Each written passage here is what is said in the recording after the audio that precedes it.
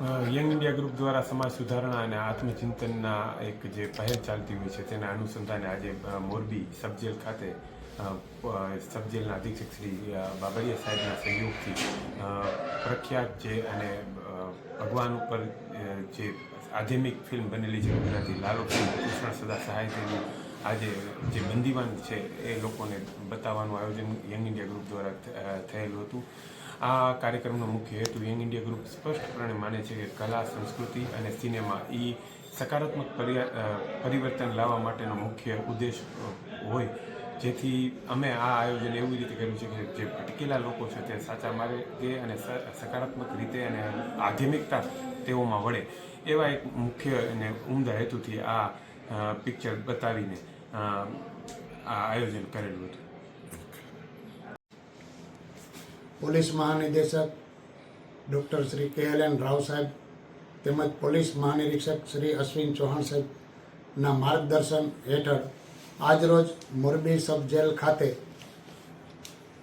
હાલમાં સુપ્રસિદ્ધ થયેલ ગુજરાતી ફિલ્મ લાલો શ્રી કૃષ્ણ સદા સહાય કે નું આયોજન કરવામાં આવેલ છે। તમામ બંદીવાન ભાઈઓને આ પિક્ચર બતાવવા માટે LED સ્ક્રીનથી માંડીને તમામ વ્યવસ્થા young India group Morbi Shri Devanbhai રબારીનાઓ દ્વારા પૂરતો સહકાર આપી આ પિક્ચરથી જેલમાં રહેલ બંદીવાન ભાઈઓને પરમેશ્વર તરફ લાગણી કેળવાય અને પરિવારમાં મુખિયા જે ઘરના ધણી હોય એ પરિવારથી દૂર હોય ત્યારે પરિવારના ઉપર આવતી મુસીબતોને વાચા આપવાનું કાર્ય આજરોજ કરી રહ્યા છીએ।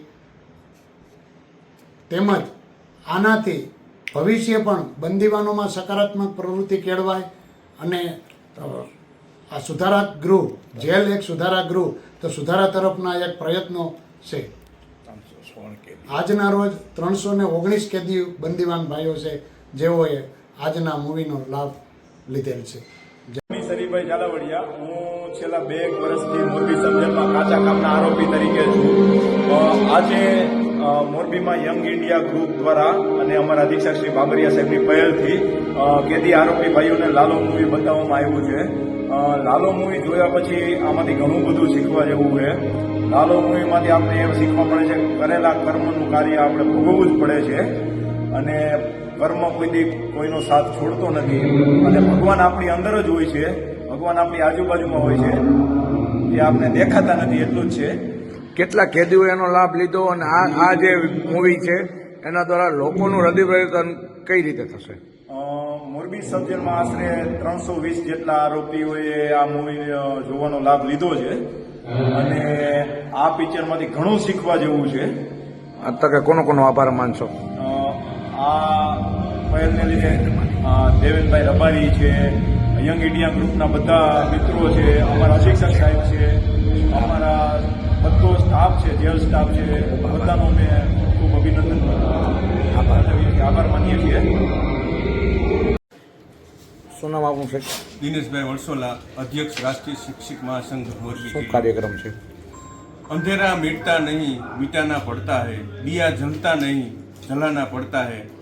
એવી જ રીતે અહીં મોરબીની સબ જેલમાં આદરણીય સબ જેલર એવા બાબરિયા સાહેબ દ્વારા જે બંદીવાન છે એ બંદીવાનના જીવનમાં દીપ જલે એ માટે વિવિધ પ્રવૃત્તિઓ કરાવવામાં આવે છે।